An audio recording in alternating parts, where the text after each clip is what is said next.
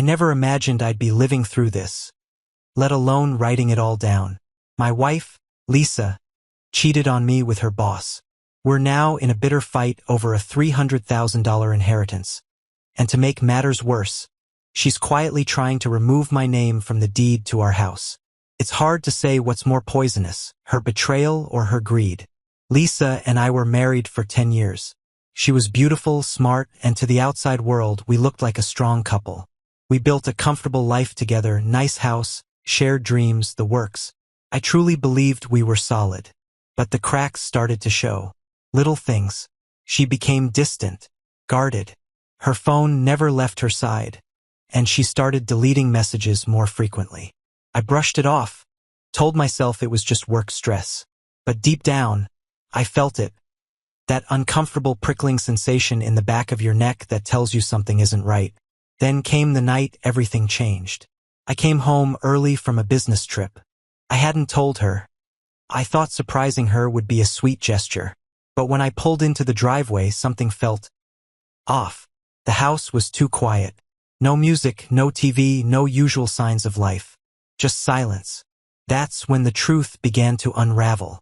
Usually, Lisa would be waiting at the door when I got home, ready to fill me in on her day with that familiar smile. But this time, nothing. Just silence. I'd forgotten my house key, so I slipped in through the back door. As soon as I stepped into the kitchen, something felt off. Her purse was sitting open on the counter, unusual for her. I wasn't snooping, but a crumpled receipt caught my eye. It was from a downtown hotel. At first, I didn't think much of it until I noticed the date. Last Thursday, the night I was supposed to be out of town. My heart skipped a beat. That's when I saw her phone on the table, unlocked. A rare moment. I shouldn't have looked, but I did. And that's when everything unraveled. The messages were unmistakable. Flirty, intimate, secretive. They talked about how much they missed each other, about meeting again soon. The contact was just a number, no name. But as I scrolled, it became clear. She was planning another hotel rendezvous with her boss, Mark. I knew Mark, the type of guy who thinks every woman in the office wants him. Slick, overconfident, always pushing boundaries. But I never thought Lisa would fall for that kind of guy. I felt like I'd been kicked in the chest. I sat there in the kitchen, staring at her phone, numb. My mind was racing. How long had this been happening? How had I missed it? Suddenly, all the puzzle pieces started falling into place.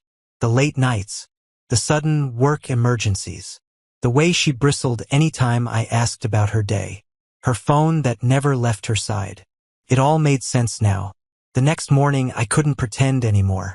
I showed her the receipt, the messages, everything. She looked shocked, caught, but not exactly sorry. Just surprised I'd found out so soon. And then, like clockwork, the lies started. She said it was a mistake, claimed Mark was just a colleague, that the messages were taken out of context, that they were only discussing work. But her voice shook. Her excuses were weak, thin walls trying to hold back a collapsing truth. She swore they never slept together, that it was just flirtation, that she loved me too much to cross that line. Yeah, right. Then came the tears, the begging. She pleaded for forgiveness, blamed stress, said it didn't mean anything. Then she slipped, admitted it was about sex, but just sex, as if that somehow made it better. But I wasn't naive anymore. I'd seen too much, and I knew what I felt. The emotional blow was crushing. I loved her, or maybe I just loved who I thought she was. Now I felt like a complete fool, angry, humiliated, and hollowed out all at once. How could she do this? After everything we'd built together? After 10 years of marriage? The rage came fast, boiling, bitter, and sharp. But underneath it, something else settled in. A heavy, cold betrayal that burrowed into my chest. A kind of pain that didn't let me sleep, that kept me staring at the ceiling, night after night, wondering how the person I trusted most could lie so easily, so deliberately. And it wasn't just the affair. That's when I discovered the real kicker. She'd been making quiet moves behind my back, trying to strip my name from the deed to our house. No discussion, No honesty. Just backroom maneuvering to cut me out of what we built together. The affair was bad. But the greed? That was a whole different kind of poison. I was at a crossroads. Part of me wanted to explode. Tell her to get out, burn the bridge, watch her squirm under the weight of what she'd done. But another part knew I had to be smarter. This wasn't just about heartbreak anymore. It was about trust, power, and protection. She had already played her hand. I needed to play mine carefully, deliberately, not just for revenge, but to protect what little I had left. My dignity, my future, and everything she hadn't stolen yet. I realized then this wasn't just heartbreak. It was war, and I wasn't about to let her walk away with everything without a fight. After that night, everything shifted. I couldn't sit around wallowing in pain, even though a part of me desperately wanted to. My mind was a storm, questions, doubts, replayed memories. I needed answers. I needed truth. So I started digging. I went through her phone, combed through old emails, searched every digital corner for clues, and what I found confirmed my worst fears. Lisa wasn't just cheating on me. She was betraying everything we had built. The messages with Mark were bad enough, full of innuendo and private meetups. But it didn't stop there. I uncovered hidden bank transfers, secret conversations, and something that chilled me to the bone, emails with a lawyer. A lawyer she had hired behind my back. She was plotting her exit. And she wasn't just walking away. She was trying to erase me from everything. One night, during one of those late-night searches, I found it. A document. An official draft to update the property deed. Removing my name entirely and transferring full ownership to her. I froze. My chest tightened. This wasn't some emotional mistake. This wasn't just a lapse in judgment or a fling. This was premeditated. Cold. Ruthless. She had been working with legal counsel to cut me out. Our house, our life, everything. While I was still sleeping next to her, trusting her, loving her. She was making moves to leave me with nothing. Couldn't believe it. All those years of marriage, 10 years of building a life together, and she was willing to throw it all away for control and money. And the worst part? She had been playing the long game. Every late-night argument, every manipulated apology, every gaslight conversation. It all made sense now. I had been used. And when I no longer served her plans, she was ready to discard me like a liability. Her affair was one betrayal. But this was pure greed. Calculated. Heartless.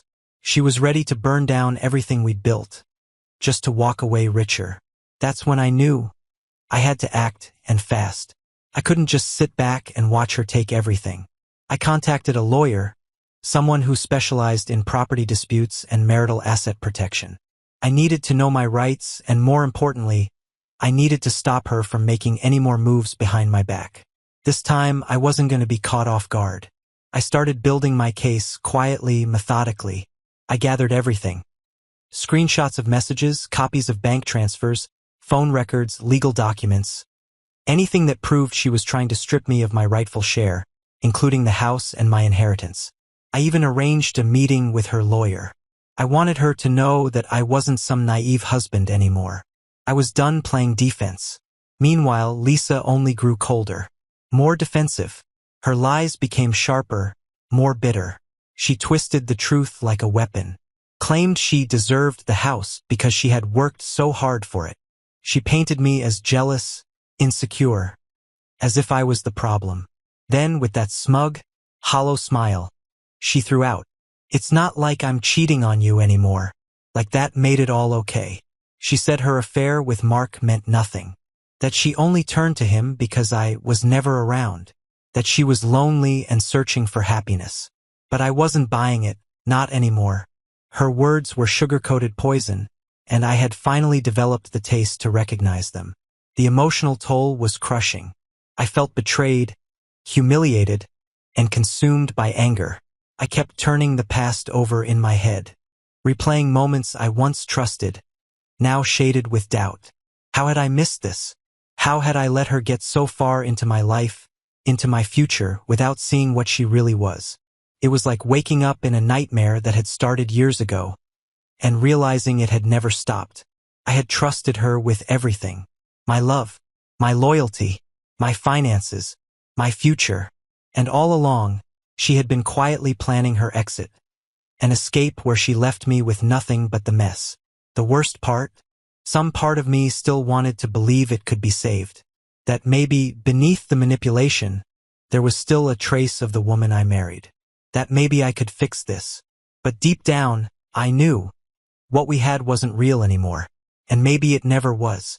Deep down, I knew holding on was probably a mistake. But when you've spent years building a life with someone, it's hard to let go of the illusion. I was desperate to cling to whatever pieces still looked like the marriage I thought we had. But with every passing day, that illusion crumbled further. And as I prepared my legal case, a darker part of me began to emerge. A part that wanted more than justice. I wanted her to feel it. Not petty revenge, but something that would strike at the very foundation of what mattered most to her. Her greed, her lies, her false sense of control. I knew about her attempt to quietly remove my name from the house deed, and I wasn't about to let her get away with it. I had some savings set aside, and I was ready to spend every dime if it meant making her regret ever crossing me. So, I hired a private investigator. If she had skeletons, I was going to drag them into the light. Financial records, hidden accounts, shady meetups. I wanted it all. I wanted proof. And I wanted her to see that I wasn't the naive husband she once manipulated. I was coming for the truth and for what was rightfully mine. Everything started happening at once. Lawyers, sleepless nights, emotional exhaustion. And under it all, the sinking realization that the woman I loved never really existed. Lisa wasn't just unfaithful. She was calculated, cold, ruthless, willing to throw everything away for a fling and a bigger slice of the pie.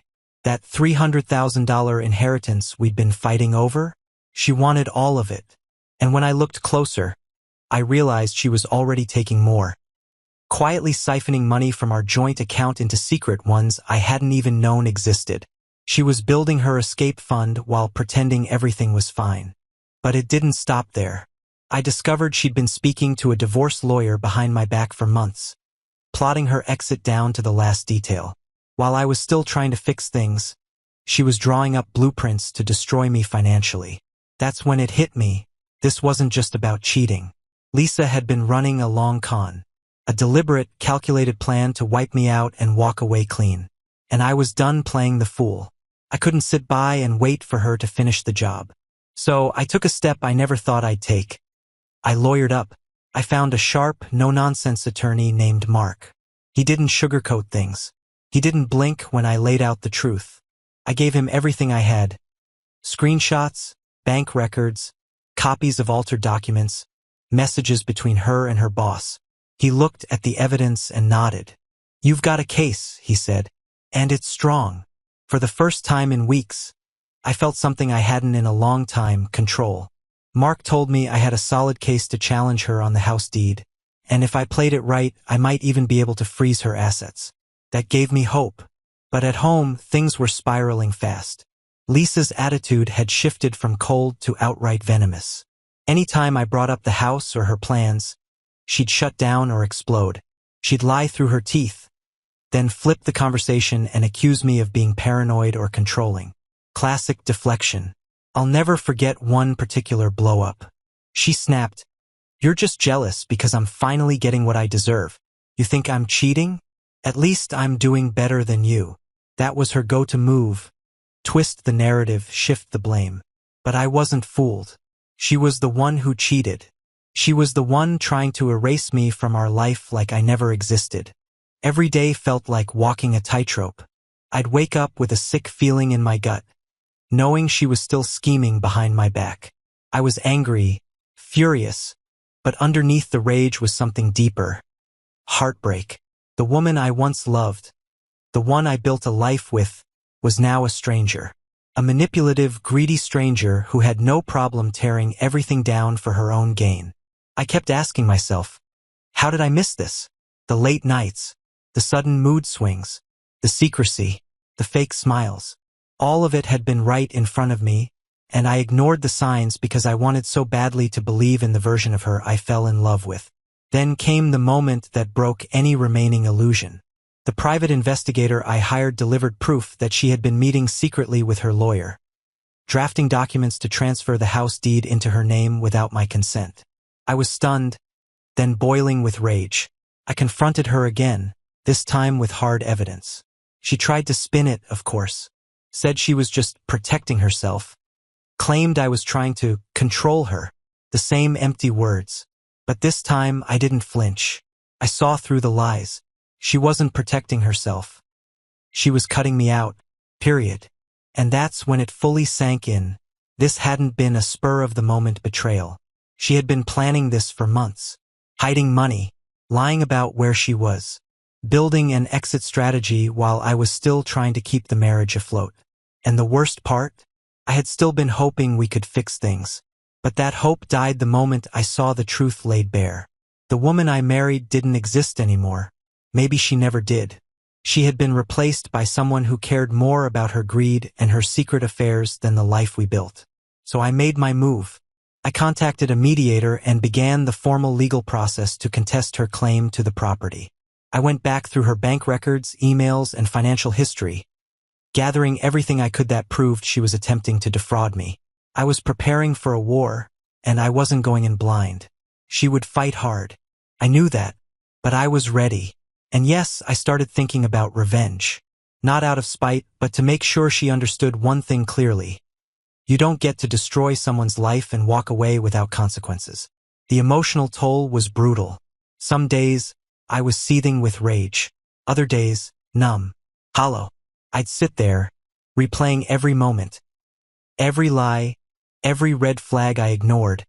Every time I trusted her when I shouldn't have. But in that pain, I learned something important. I needed to protect myself now. I had to fight for what was mine. Not just the house or the money, but for my dignity, my self-respect, my future.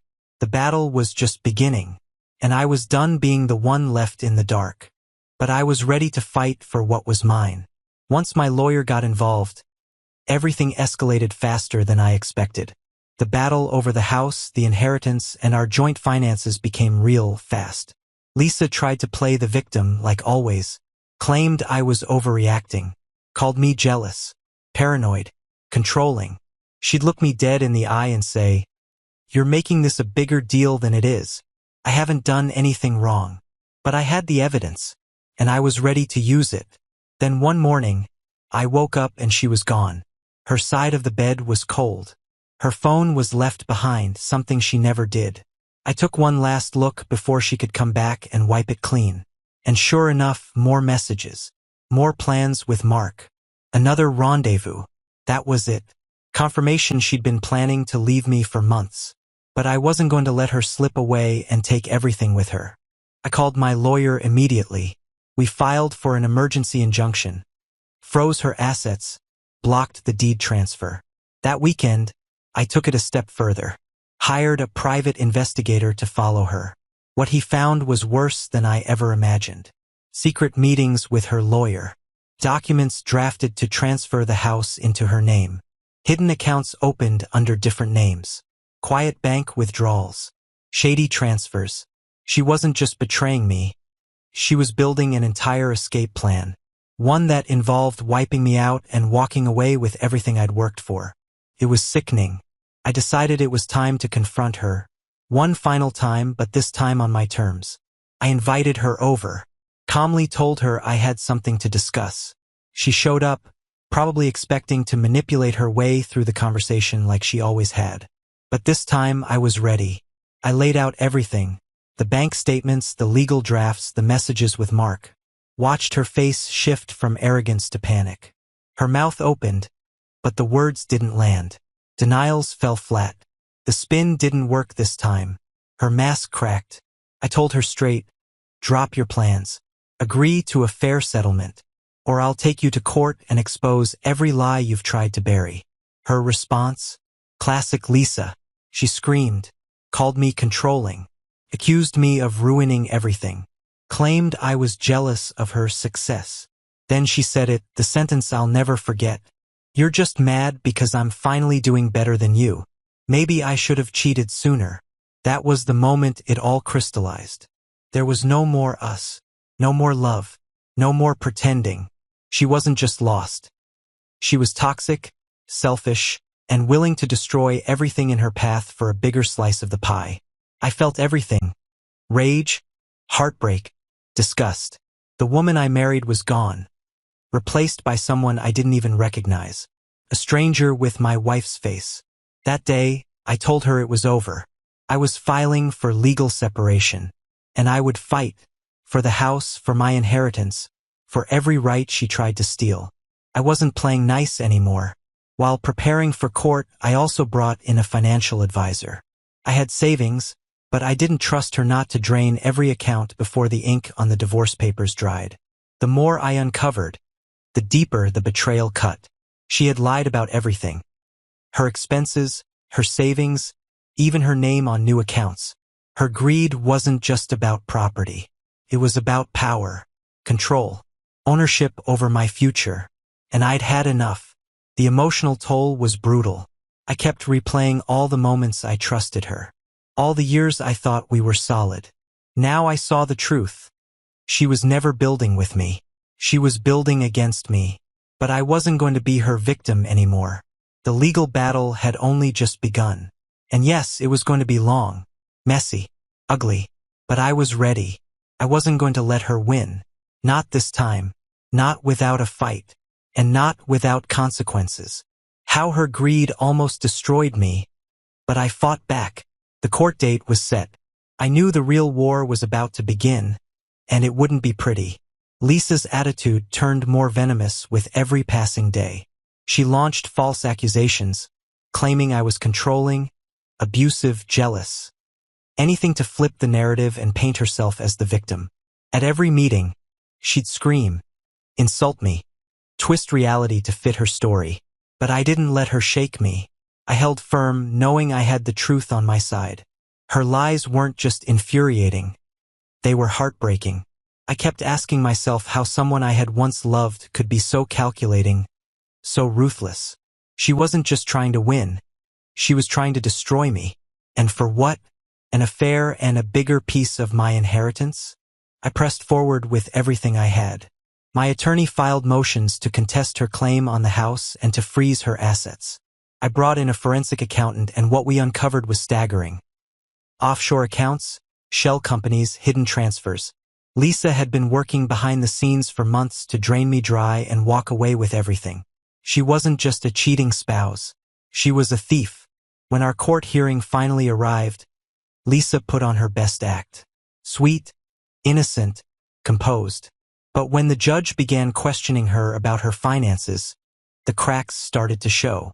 She lied, claimed she knew nothing about the transfers, denied the documents I had in hand. But I had come prepared: bank records, emails, text messages, even friends who had witnessed her secret meetings with her attorney.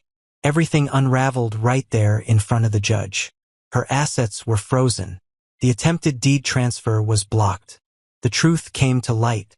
That night, I sat alone, drained but relieved. I had won a battle, but I knew Lisa wasn't finished. People like her don't walk away quietly. She was already scheming her next move. But for the first time in months, I felt a sense of control. I had stood up for myself and for everything she tried to steal. I started packing my things, preparing mentally and emotionally for divorce. The damage she had done wasn't just financial. It had gutted me. I began reaching out to friends, family, people I'd pushed away during the chaos. I needed them now. This wasn't just a legal fight. It was emotional warfare. And I couldn't do it alone. Every day felt like a battle. But I was no longer the man who blindly trusted, who ignored the warning signs, who made excuses for bad behavior. I was awake now, and I was ready to protect what was mine. Lisa's betrayal taught me a harsh but valuable lesson. When someone shows you who they are, believe them. Her affair with Mark was just the surface. Beneath it was a web of greed, deceit, and manipulation. She didn't just betray me emotionally. She tried to dismantle everything I had worked for.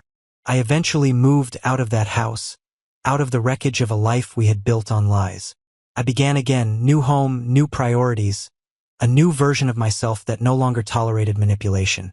I met with a financial advisor to secure my future and make sure no one could ever take advantage of me like that again.